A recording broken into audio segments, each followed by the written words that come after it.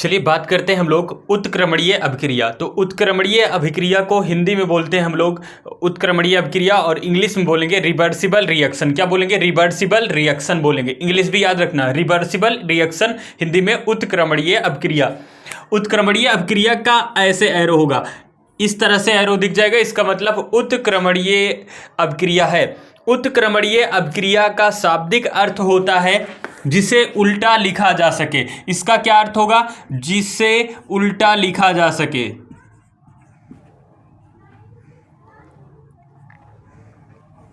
जिसे उल्टा लिखा जा सके, लिखा जा सके, ठीक है ना। जिसे उल्टा लिखा जा सके उससे क्या बोलेंगे? उत्क्रमणीय या रिवर्सिबल रिएक्शन बोलेंगे। यह दोनों दिशाओं में संपन्न होगा। देखो, इधर से इधर और इधर से इधर, यह दोनों दिशाओं में संपन्न होगा। उस रिएक्शन को रिवर्सिबल रिएक्शन, उत्क्रमणीय अभिक्रिया कहेंगे। बात आई समझ में? जैसे एग्जाम्पल के तौर पर देखो, यहाँ पे नाइट्रोजन और हमने ले लिया नाइट्रोजन गैस, ऑक्सीजन हमने हाइड्रोजन गैस ले लिया। जब इसका रिएक्शन होगा तो यहाँ पे क्या बन रहा है? Ammonia gas. कौन सी गैस है? अमोनिया। अमोनिया गैस बन रही है, ठीक है ना। जब इसका रिएक्शन हुआ, नाइट्रोजन गैस और हाइड्रोजन गैस का रिएक्शन हमने किया तो क्या बना? अमोनिया गैस बनी। इसी प्रकार यहां अमोनियम क्लोराइड का जब रिएक्शन करेंगे तो अमोनिया गैस और HCl हाइड्रोक्लोरिक अम्ल बनेगा, और जब फिर इसको मिला देंगे तो फिर अमोनियम क्लोराइड बनेगा। यानी कि हम इस प्रोडक्ट से इस वाले प्रोडक्ट से, इन दोनों प्रोडक्ट से इस प्रोडक्ट को बना सकते हैं, और इस प्रोडक्ट से पुनः ये दोनों प्रोडक्ट बन जाएंगे। इसको क्या बोलेंगे? रिवर्सिबल रिएक्शन बोलेंगे। यहां पे इसी प्रकार अमोनियम क्लोराइड से अमोनिया प्लस हाइड्रोक्लोरिक अम्ल बनेगा, और हाइड्रोक्लोरिक अम्ल और अमोनिया गैस से अमोनियम क्लोराइड बन जाएगा। बात आई समझ में? मुझे लगता है आपको समझ में आ गया होगा कि रिवर्सिबल रिएक्शन क्या है। अच्छा, आपका अनउत्क्रमणीय रिएक्शन भी अभिक्रिया भी पूछा जाता है कि अनउत्क्रमणीय अभिक्रिया कौन सी होगी। हालांकि बहुत ज़्यादा इंपॉर्टेंट नहीं, इसलिए मैं चर्चा नहीं कर रहा हूं। बस इतना समझो कि ऐसी अभिक्रिया जिसको एक बार अभिक्रिया करने के बाद दोबारा दूसरी बार उस फॉर्म में नहीं लाया जा सकता। जैसे मैं कहूँ दूध से क्या बना दो? दही बना दो। तो दूध से दही बन गया, लेकिन क्या दही से पुनः उसको दूध बना सकते हो? नहीं बना सकते। तो कौन सी अभिक्रिया होगी? ये अनउत्क्रमणीय अभिक्रिया होगी। लेकिन उत्क्रमणीय अभिक्रिया में इस प्रोडक्ट से इस प्रोडक्ट को, इस प्रोडक्ट से इस प्रोडक्ट में एक दूसरे को बदल सकते हैं। बताइए समझ में? उत्क्रमणीय अभिक्रिया, अनउत्क्रमणीय अभिक्रिया आप समझ गए होंगे। अब हम लोग बढ़ते हैं अगले अभिक्रिया की तरफ। चलिए बात करते हैं आपका प्रकाश रासायनिक अभिक्रिया। प्रकाश रासायनिक अभिक्रिया क्या है? इसको इंग्लिश में बोलेंगे फोटोकेमिकल रिएक्शन। क्या बोलेंगे? फोटोकेमिकल रिएक्शन, हिंदी में प्रकाश रासायनिक अभिक्रिया। ऐसी अभिक्रिया जो सूर्य के प्रकाश में संपन्न होती है, ऐसी अभिक्रिया जो सूर्य के प्रकाश में संपन्न होती है, उसे फोटोकेमिकल रिएक्शन यानी कि प्रकाश रासायनिक अभिक्रिया कहेंगे, ठीक है ना। इसमें, इस अभिक्रिया में प्रकाश, सूर्य के प्रकाश का क्या होता है? अवशोषण होता है। क्या होता है? अवशोषण होता है। अवशोषण होता है। क्या होता है? अवशोषण होगा। किसका? सूर्य के प्रकाश का। कौन सी अभिक्रिया सूर्य के प्रकाश में संपन्न होगी? फोटोकेमिकल रिएक्शन, प्रकाश रासायनिक अभिक्रिया में ये जो संपन्न होगी सूर्य के प्रकाश में संपन्न होगी। इसमें किसका अवशोषण होगा? सूर्य के प्रकाश का अवशोषण होगा। जैसे मैं बात करूं कि जो पौधे होते हैं अपना भोजन बनाते हैं, तो यहाँ पे अगर मैं एग्जाम्पल लेना चाहूँ तो यहाँ पे अगर पौधा है ए, तो यहाँ पे उसकी जड़ें हैं। अब यहाँ पे क्या होगा? जो पौधा होगा क्लोरोफिल, यहाँ हरे पत्तों से, हरे से निकलेगा। उसी प्रकार पौधे से क्या होगा? H2O लेगा। कहाँ? जल कहाँ से खींचेगा? जड़ों से।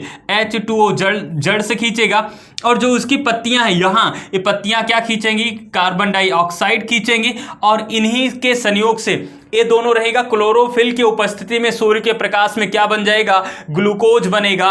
ग्लूकोज, ये क्या है? ग्लूकोज है। तो अब पौधे अपना भोजन कहाँ से प्राप्त करेंगे? एक तो जड़ से पानी लेंगे, कार्बन डाइऑक्साइड पत्तों से खींचेंगे, और जो वहां पे क्लोरोफिल की उपस्थिति में क्या करेंगे? ये अपना भोजन पौधे बनाएंगे। तो पौधे अपना भोजन सूर्य के प्रकाश में बनाते हैं। इसको हम लोग प्रकाश संश्लेषण बोलते हैं जिसको, और उस अभिक्रिया को प्रकाश रासायनिक अभिक्रिया बोलेंगे। कार्बन डाइऑक्साइड 6 भाग होगा, जल 12 भाग होगा, इसके जस्ट जब डबल होगा तो क्या बन जाएगा यहाँ पे आपका ग्लूकोज बन जाएगा प्लस H2O जल बनेगा और ऑक्सीजन जो हमें मिलता है। पेड़ों से हमें कौन सी गैस मिलती है? ऑक्सीजन गैस मिलती है। कार्बन डाइऑक्साइड जो हम लोग बाहर निकालते हैं नाक से, उससे क्या होता है कि जो पौधे होते हैं उसको एब्जर्व करते हैं, खींचते हैं और उसके बाद वो क्या करेंगे? पानी से क्रिया करके अपने लिए भोजन बनाएंगे और जल बनाएंगे और साथ ही साथ हमें क्या देंगे? हमें गिफ्ट में ऑक्सीजन देते हैं। तो पेड़ लगाना बहुत जरूरी है, इससे क्या होता है? हमें ऑक्सीजन मिलेगी। समझ रहे हो ना? तो इस रिएक्शन को क्या नाम देंगे? प्रकाश रासायनिक अपक्रिया, फोटोकेमिकल रिएक्शन नाम देंगे। आगे बढ़ते हैं हम लोग ऊष्माक्षेपी और ऊष्मा अवशोषी पे आगे बढ़ते हैं। चलिए बात करते हैं हम लोग ऊष्माशोषी अपक्रिया। इंग्लिश में याद रखना 17 आपका 17 और 18 में पूछा गया था, इंग्लिश में था, इंग्लिश में इसका विकल्प था। तो आपका जो ऊष्माशोषी अपक्रिया होगी इसको इंडोथर्मल रिएक्शन बोलेंगे। क्या बोलेंगे? इंडोथर्मल रिएक्शन। ऊष्माशोषी को क्या बोलेंगे? इंडोथर्मल रिएक्शन बोलेंगे। ऐसी अपक्रिया जिसमें ऊष्मा का अवशोषण हो, मतलब ऊष्मा का अवशोषण, ऊष्मा अवशोषित कर ले, एब्जर्व कर ले, ऐसी अपक्रिया जिसमें ऊष्मा का अवशोषण हो जाए वह आपका कहलाएगा इंडोथर्मल रिएक्शन, ऊष्माशोषी अपक्रिया। ठीक है ना? अब बात करते हैं यहाँ पे नाइट्रोजन ऑक्सीजन प्लस ऊष्मा नाइट्रस ऑक्साइड बन जाएगा। आगे हम यहाँ पे बात करते हैं, मेन आपको याद रखना है बर्फ का पिघलना, बर्फ का पिघलना, बर्फ का पिघलना। अब ये जब कोई बर्फ है उसको रख दोगे तो ऊष्मा को अवशोषित करेगा और ऊष्मा को अवशोषित करेगा तो बर्फ क्या होगा? पिघलेगा, धीरे धीरे उसका टेम्परेचर बढ़ेगा। तो इसमें क्या हो रहा है? ऊष्मा एब्जर्ब हो रही है, ऊष्मा को अवशोषित करेगा। कोई आइस है, फ्रिज से बाहर निकालो, धीरे धीरे वो पिघलने लगेगा, उसमें ऊष्मा क्या होगी? अवशोषित हो जाएगी। तो पूछा जाता है बर्फ का पिघलना निम्न में से कौन सी अपक्रिया है? तो भैया एंडोथर्मल अपक्रिया है, ऊष्माशोषी अपक्रिया है। दूसरा ठोस लवणों का पिघलना, ठोस लवण का पिघलना, ठोस लवण का पिघलना। अब जो ठोस लवण होगा, जो ठोस नमक होगा, आपके पास नमक है उसको धूप में रख दो, अब धीरे धीरे क्या होगा? वो पिघलेगा। तो ऊष्मा को जब एब्जर्व करेगा, वो खींचेगा तो धीरे धीरे पिघल जाएगा। तो ठोस लवण का पिघलना, ठोस नमक का पिघलना किसका उदाहरण होगा? एंडोथर्मल रिएक्शन होगा, यानी कि ऊष्माशोषी अपक्रिया होगी। आगे आपको याद रखना है जल का वाष्पीकरण, जल का वाष्पीकरण, वाष्पीकरण, जल का वाष्पीकरण कौन सी अपक्रिया होगी? तो देखो जब पानी है उसको आप गर्म करोगे तो उसमें ऊष्मा को क्या करेगा? वो अवशोषित करेगा, और जब ऊष्मा को अवशोषित करेगा तभी तो वाष्पन होगा, यानी कि पहले उसमें ऊष्मा जाएगी, ऊष्मा को खींचेगा और ऊष्मा को खींचेगा तभी वो वाष्पीकरण होगा। तो ऐसी अपक्रिया जिसमें ऊष्मा का अवशोषण हो, ऊष्मा को एब्जर्व करे, वो कहलाएगा आपका एंडोथर्मल रिएक्शन, ऊष्माशोषी अपक्रिया कहलाएगा। इसमें बहुत इंपॉर्टेंट उदाहरण है, 3 पूछे जाते हैं। बर्फ का पिघलना, तो लोगों को लगता है तो बर्फ पिघल रहा है, ये आपका एक्सोथर्मल है, ऊष्माक्षेपी है, लेकिन इसमें ऊष्माक्षेपी नहीं होगा, ऊष्माशोषी होगा, एंडोथर्मल होगा, एक्सोथर्मल नहीं होगा। ठोस लवण का पिघलना, ये ऊष्मा को एब्जर्व करेगा तभी पिघलेगा। जल का वाष्पीकरण, ये भी किसका उदाहरण होगा भैया? ऊष्माशोषी एंडोथर्मल रिएक्शन होगा। उम्मीद है इसको समझ पाए होंगे। अब हम लोग बढ़ते हैं एक्सोथर्मल यानी कि ऊष्माक्षेपी अपक्रिया की तरफ। चलिए भैया बात करते हैं हम लोग आपका ऊष्माक्षेपी अपक्रिया यानी कि एक्सोथर्मिक रिएक्शन। ठीक है ना? ऐसी अपक्रिया जिसमें ऊष्मा का मुक्त हो जाए, ऊष्मा क्या हो जाए? रिलीज हो जाए। ऊष्मा का मुक्त होना आपका कहलाएगा क्या? Exothermic reaction. ऊष्मा का मुक्त होना क्या कहलाएगा? एक्सोथर्मिक रिएक्शन, ऊष्माक्षेपी अपक्रिया। यहाँ पे आपको 2-3 पॉइंट याद रखना है। एक तो जब कार्बन और ऑक्सीजन क्रिया करते हैं तो कार्बन डाइऑक्साइड बनेगा यहाँ पे। अब कहोगे सर ये तो आपका पहला रिएक्शन होगा, संयोजन अपक्रिया, कॉम्बिनेशन रिएक्शन। तो भैया कॉम्बिनेशन रिएक्शन और ऊष्माक्षेपी अपक्रिया लगभग सेम है। देखो आपको दोनों में से एक ही विकल्प मिलेगा। मैं कहूँगा कार्बन और ऑक्सीजन आपस में क्रिया करके क्या बनाएंगे? Carbon dioxide. तो आप कहोगे संयोजन अपक्रिया भी है। दो आपके अभिकारक मिलके एक प्रोडक्ट बना दें तो क्या होगा, वो संयोजन अपक्रिया। और यहाँ पे कार्बन और ऑक्सीजन संयोग करेंगे तो कुछ हीट रिलीज होगी, उसको क्या बोलेंगे, उसको ही नाम देंगे कार्बन डाइऑक्साइड और उसको नाम देंगे ऊष्माक्षेपी अभिक्रिया। इसी प्रकार आपको ये याद रखना है भैया, कैल्शियम और जल आपस में जब क्रिया करेंगे तो कैल्शियम हाइड्रोक्साइड बनेगा। कैल्शियम हाइड्रोक्साइड यानी कि आप कह सकते हो बुझा चूना बनेगा, और इसी को हम लोग नाम क्या देते हैं, इसी को हम लोग नाम देते हैं बुझा चूना कैल्शियम हाइड्रोक्साइड। और इस कौन सी अभिक्रिया होगी, तो ऊष्माक्षेपी अभिक्रिया होगी, इसमें भी ऊष्मा रिलीज होगी। आगे आपको याद रखना है दहन, दहन में कोई भी चीज जलेगा। अब आप बताओ, कोई चीज जलेगा, दहन मतलब जलना, कोई भी चीज जलेगा तो कौन सी ऊष्मा रिलीज होगी, तो कौन सी अपक्रिया होगी, ऊष्मा रिलीज होगी ना। कौन सी अपक्रिया होगी, तो ऊष्माक्षेपी एक्सोथर्मिक रिएक्शन होगा। चाहे मैं बात करूं आपका कोयला का जलना, कोयला का जलना, दूसरा मैं बात करूं पेट्रोलियम, पेट्रोलियम हो गया, तीसरा मैं कह दूं कास्ट हो गया यानी कि लकड़ी का जलना। इन सबका अगर ये जलेगा तो क्या होगा, ऊष्मा रिलीज होगी, और जब ऊष्मा रिलीज हो जाएगी तो कौन से एक्सोथर्मिक रिएक्शन हो जाएगा, क्या हो जाएगा, एक्सोथर्मिक ऊष्माक्षेपी रिएक्शन हो जाएगा, अपक्रिया हो जाएगा। आगे आपको एक पॉइंट इसको बहुत याद रखना है, लोहे में जंग लगना, लोहे में जंग लगना, जंग लगना किसका उदाहरण है, इसको याद रखना, लोहे में जंग लगना ये आपका क्या है भैया, एक्सोथर्मिक है, ठीक है ना। इंडोथर्मिक मत बोल देना, इंडोथर्मल मत बोल देना, एक्सोथर्मिक है, ठीक है ना।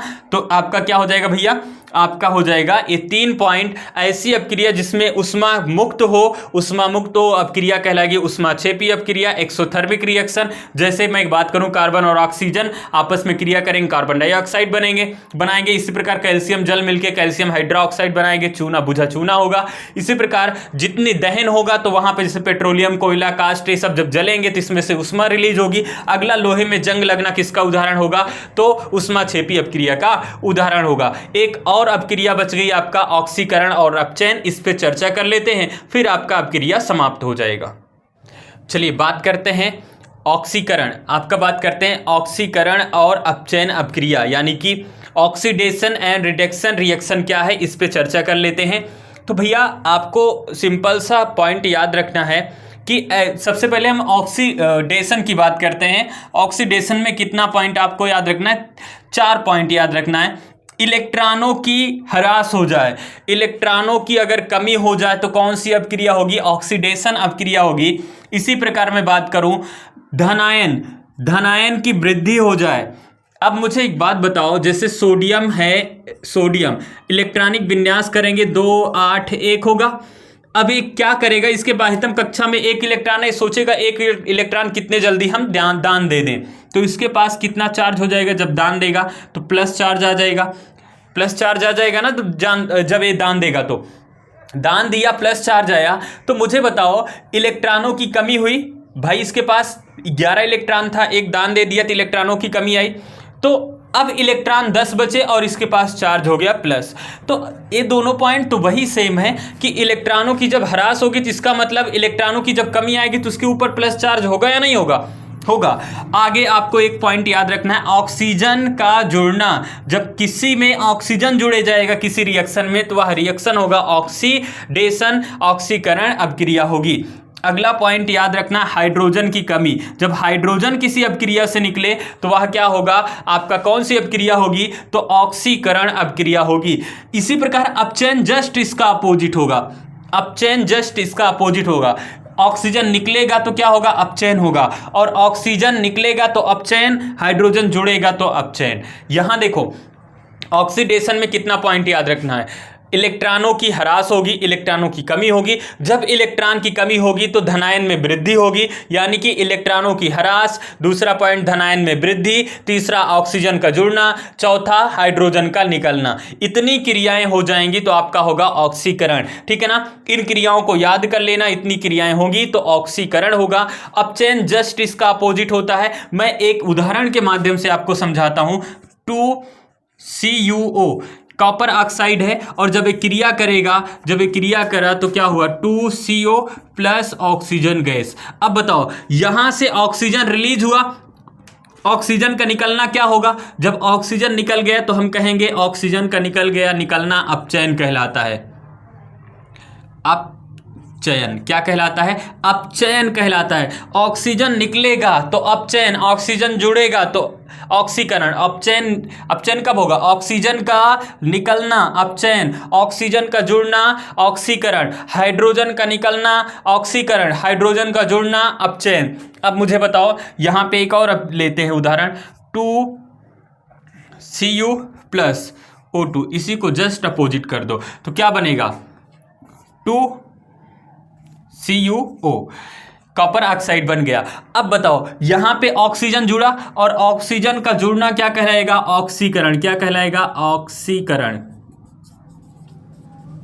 मुझे लगता है आपको समझ में आ गया होगा। ऑक्सीजन का निकलना अपचयन, ऑक्सीजन का जुड़ना ऑक्सीकरण, हाइड्रोजन का निकलना आपका होगा ऑक्सीकरण, हाइड्रोजन का जुड़ना अपचयन। समझ में आया? यहां पे एक पॉइंट याद रखो, इसी का अपोजिट जस्ट होता है क्या? आपका अपचयन होता है। समझ पाए इसको? फिर से मेरे साथ बोलो, इलेक्ट्रॉनों में ह्रास आएगी, इलेक्ट्रॉनों में कमी आएगी तो कौन सी अपक्रिया? आपकी ऑक्सीकरण। उसके बाद धनायन में वृद्धि आएगी ऑक्सीकरण, ऑक्सीजन का जुड़ना ऑक्सीकरण, हाइड्रोजन का निकलना ऑक्सीकरण। अपचयन जस्ट इसका अपोजिट होगा।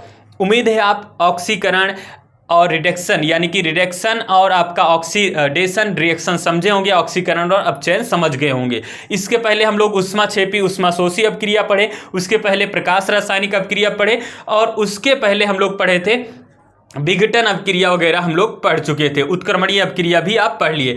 तो रिएक्शन में टोटल 7 रिएक्शन पढ़ना था, आप पढ़ चुके हो। पहला रिएक्शन संयोजन होगा, दूसरा होगा आपका वियोजन अपक्रिया, तीसरा होगा आपका विस्थापन होगा, चौथा आपका होगा उत्क्रमणीय अपक्रिया, पांचवा प्रकाश रासायनिक अपक्रिया, छठवां आपका होगा भैया छठवां अपक्रिया ऊष्माशोषी ऊष्माक्षेपी ऊष्मा अवशोषी या ऊष्माशोषी अपक्रिया। इसके बाद आपका सातवां होगा अपचयन और ऑक्सीकरण रिएक्शन। ये सातों आप पढ़ चुके हो। इसके आगे हम लोग नए टॉपिक की तरफ बढ़ेंगे।